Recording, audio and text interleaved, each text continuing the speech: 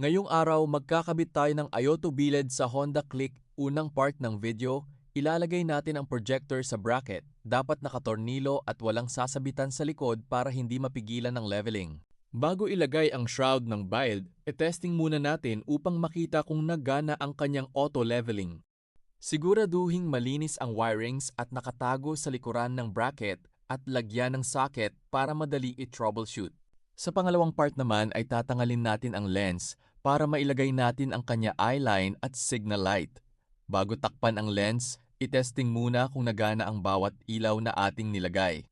Linisin ang pinagtabasan at ilapat ng maayos ang bawat gilid para walang makapasok na alikabok.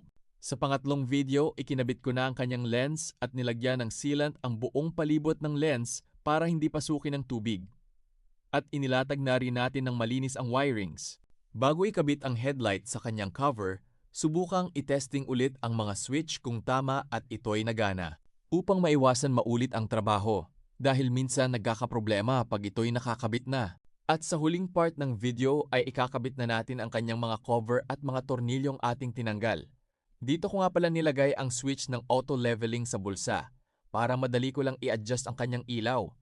Maraming salamat sa panonood ng aking video at kung nais nyo pong pumasyal sa aming shop dito, i-Google Map nyo lang kay Zoku Las Piñas.